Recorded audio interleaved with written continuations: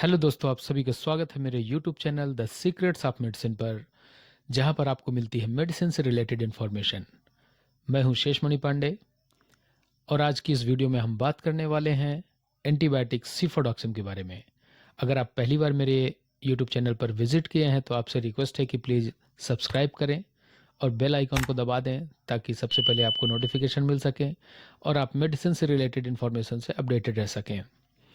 तो चलिए वीडियो को शुरू करते हैं। दोस्तों, सिफोडॉक्सिम एंटीबायोटिक थर्ड जनरेशन सिफोलोस्पोरिन कैटेगरी की एंटीबायोटिक है जो कि ग्राम पॉजिटिव और ग्राम निगेटिव बैक्टीरिया पर बैक्टीरिसाइडल एक्शन देती है। इसका मैकेनिज्म ऑफ एक्शन देख लेते हैं। यह एंटीबायोटिक बैक्टीरिया की सेल वॉल जो कि पेप्टाइडोग्लाइकन की बनी होती है उसकी सेल वॉल सिंथेसिस को यह इनिबिट कर देती है, जिससे बैक्टीरिया सर्वाइव नहीं कर पाता है और यह बैक्टीरिसाइडल एक्शन देती है। आगे हम बात करते हैं इसके डोसेस फॉर्म की। तो यह दवा केवल ओरल डोज में आती है जो कि सस्पेंशन या टैबलेट में अवेलेबल है। इंजेक्शन फॉर्म में यह दवा नहीं आती है। सस्पेंशन फॉर्म में यह 50 mg ईच 5 ml और 100 mg ईच 5 ml, जबकि टैबलेट में यह 100 mg और 200 mg के डिस्पर्सिबल टैबलेट या टैबलेट के रूप में आती है। अब इसके देख लेते हैं इंडिकेशन, किन बीमारियों पर यह दवा प्रिस्क्राइब की जाती है।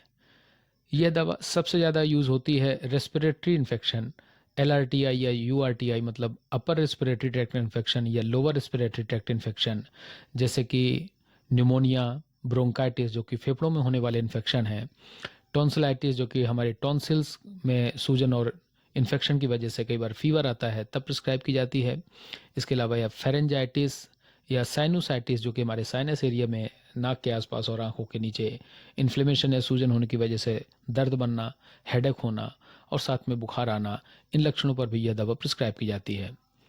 स्किन स्पेशलिस्ट इस दवा का भी बहुत ज़्यादा उपयोग करते हैं। 200 mg या 400 mg तक इसको देते हैं किसी भी तरह के स्किन इन्फेक्शन अगर देखने को मिलते हैं। इसके अलावा यह यूरिनरी ट्रैक्ट इन्फेक्शन यानी कि UTI इन्फेक्शन और गोनोरिया, गोनोरिया भी एक तरह का जननांगों पर होने वाला इन्फेक्शन है जिसमें पस फॉर्मेशन होता है, उस कंडीशन में भी यह दवा बहुत प्रिस्क्राइब की जाती है।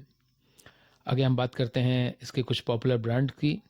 तो सिफोडॉक्सिम के कुछ पॉपुलर ब्रांड हैं जैसे कि डॉक्सेफ, मोनोसेफ, गुडसेफ, क्लैपपॉट, स्विच, सीडॉन, जीपॉट और मेडिन, जो कि आपके एरिया के अकॉर्डिंगली या डॉक्टर की चॉइस के अकॉर्डिंगली अवेलेबल होते हैं। और यही मॉलिक्यूल होना चाहिए। आप कोई भी दवा कंपैरिजन करके, प्राइस कंपैरिजन करके आप परचेस कर सकते हैं। आगे हम बात करते हैं इसकी कुछ ड्रग इंट्रैक्शन की। अगर आप की दवा में वारफेरिन, प्रोपेनिसिड या एस्पिरिन दवा जैसी दवा चल रही है तो इसको साथ में नहीं लेना चाहिए।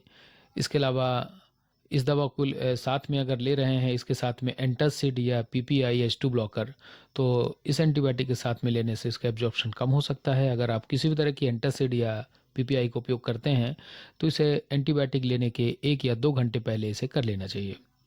आगे हम बात करते हैं इसकी सेफ्टी की इन प्रेगनेंसी। तो यह दवा प्रेग्नेंट वुमेन या ब्रेस्ट फीडिंग मदर में पूरी तरह से सुरक्षित है और यह किसी भी तरह के इन्फेक्शन में इसको प्रिस्क्राइब किया जा सकता है। तो ये थे कुछ इसके सामान्य जानकारी इस दवा के बारे में। और इस दवा को शेड्यूल H की दवा है, आप इसे डॉक्टर की सलाह के साथ ही ले सकते हैं। इसमें सेल्फ मेडिकेशन नहीं करना चाहिए, डॉक्टर की सलाह के अकॉर्डिंगली ही इस दवा को लेना चाहिए। दवा को लेते समय अल्कोहल का यूज़ नहीं करना चाहिए। और दूसरी कुछ दवाएं अगर आप ले रहे हैं तो डॉक्टर को साथ में बताना बहुत आवश्यक है। दोस्तों, आशा करते हैं कि आपको ये जानकारी पसंद आई होगी, तो शेयर करें, सब्सक्राइब करें। मिलते हैं नेक्स्ट वीडियो में। Thank you so much.